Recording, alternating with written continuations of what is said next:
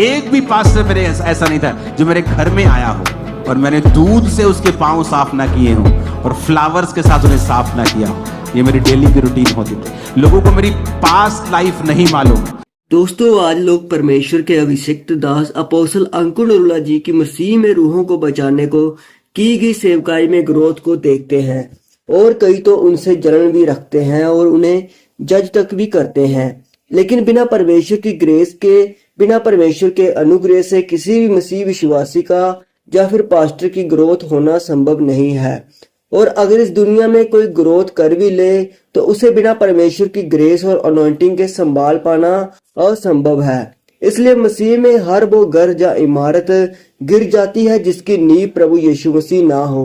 और जिस तरह से आज लाखों करोड़ों रूहें परमेश्वर की दया से पवित्र आत्मा की सहायता से अपोस्टल अंकुर नरूला जी की सेवकाई के द्वारा बचाई जा रही हैं, इसके पीछे की स्टोरी यानी मसीह में की गई मेहनत, यानी कि कई ऐसी बातें हैं जिन्हें लाखों करोड़ों लोग नहीं जानते। लेकिन उसका असली सच खुद अपोस्टल अंकुर नरूला जी ने हाल ही में सारी चर्च के सामने एक मीटिंग में बताया, जिसमें सबसे पहला सच आत्मिक लाइफ में जीना यानी कि स्ट्रॉन्ग प्रेयर लाइफ है, जिसके बारे में आप सभी जानते ही होंगे और इस बारे में उन्होंने कई बार जिक्र भी किया हुआ है। लेकिन एक दूसरा सच ये भी है कि परमेश्वर की आज्ञा और वचनों को मानते हुए खुद को हम्बल करना। लेकिन कैसे? तो आइए मैं आपको खुद उन्हीं की जुबानी इस वीडियो क्लिप में बताता हूँ। हालेलुया। जब मैंने अपने स्पिरिचुअल फादर के पास जाना तो मैं बड़ा एक्साइटेड रहता था। मैंने रोज मैसेज करी जाने, मेरे पास पर्सनल में मुझे मिल लो, मुझे मिल लो।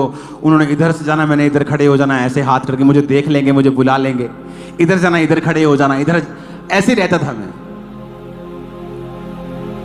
आज लोग सोचते हैं कि ये चर्च को परमेश्वर ने ऊंचा कैसे किया। जब मैं अपने स्पिरिचुअल फादर को मिलता था तो उनके पैरों को चूमा करता था हमेशा। मैं नहीं कहता आप मेरे साथ करो या किसी के साथ करो, लेकिन मैं अपनी टेस्टिमनी दे रहा हूं।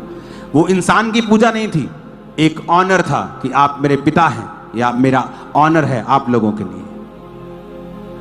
मेरे साथ तो कुछ चुगली नहीं करता था मेरे पिता की, उन्हें मालूम था ये व्यक्ति कैसा है।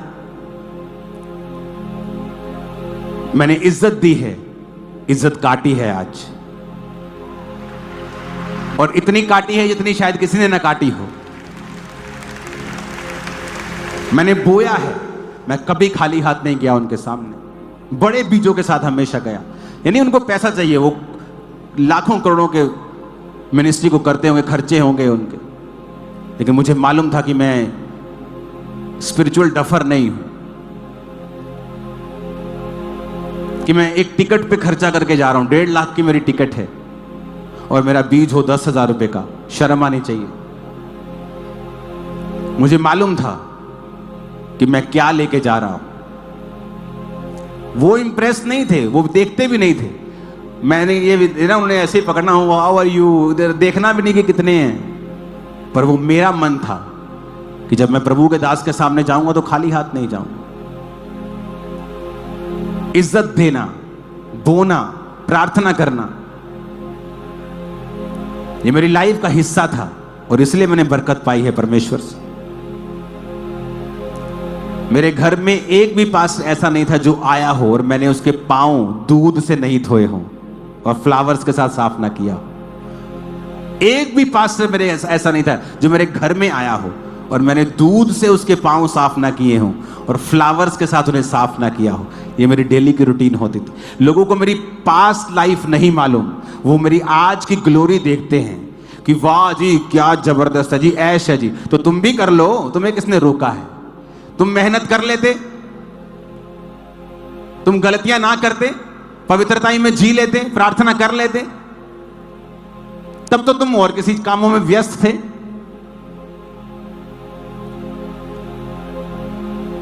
अगर आप मेहनत करेंगे वो आपको ऊंचा करेगा और कोई आपको नीचा नहीं कर पाएगा।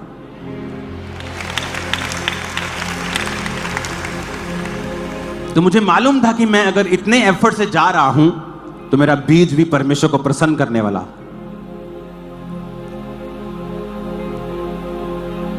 हालेलुया। हमारी लाइफ को हमें देखना है, जांचना है, परखना है और क्राइस्ट के साथ खड़े रहना है।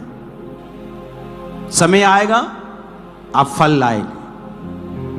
आपको बस यही देखना है कि आपका जीवन रूपी जो बूटा है, जो पेड़ है, वो पानी के किनारे, वचन के किनारे लगा होना चाहिए। फल कब आएगा ये आपके हाथ में नहीं है, ये परमेश्वर के हाथ में। उसने कहा मेरा जन क्या ही धन्य है वो पूरे जो दुष्टों की युक्ति पे नहीं चलता, ना उनके मार्ग में खड़ा रहता। वो तो यहोवा की व्यवस्था से प्रसन्न रहता, दिन रात अपना ध्यान उस पर लगाता। वो उन वृक्षों के समान है जो बहती नदियों के किनारे लगाया गया है, जो अपनी ऋतु में फलता है। हर टाइम फला नहीं रहता, फल लाता है अपनी सीजन में, और उसके पत्ते कभी मुरझाते नहीं, वो सदा हरा रहता। आप सदा हरा रहेंगे और फल लाया करेंगे। आमीन खड़कने वाला चाहिए चर्च। मैंने कहा आमीन खड़कने वाला चाहिए चर्च।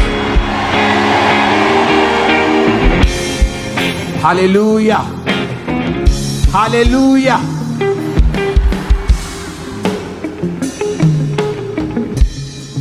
हमारी लाइफ में ऐसा होना चाहिए कि हमने किसी चीज की परवाह किए बिना हमें जीसस के वचन को पूरा करना है। उठाओ अपने हाथों को, उठाओ इस पंफलेट को, बटाला के पंफलेट को, और कहो हे यहोवा, लाखों लोग तेरे करोड़ों दूत जाएं और उनको लेके आए। उठाओ पंफलेट्स को, उठाओ पंफलेट्स को अपने हाथों में, मसे को रिलीज करो।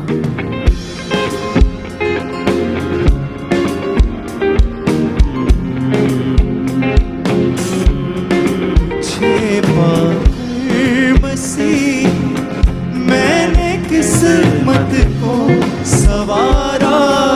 उठा हाथों को उठाकर पंफलेट पे अपनी रिलीज करो अनॉइंटिंग को। हो सकता है तो फास्टिंग करो, क्रूसेड के लिए, मौसम के लिए, साउंड सिस्टम के लिए, गैदरिंग के लिए, क्योंकि बहुत से लोग आने वाले हैं कि उनको दिक्कत ना हो। मसे को रिलीज करो खुदा बाप। सारी टीम्स को उस जगह को तेरे लहू में छुपाते, शैतान की योजनाएं नाश।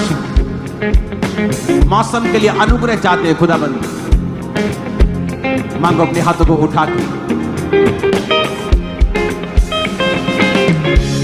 प्रभु यीशु मसीह के सामर्थी नाम में हम मांगते हैं।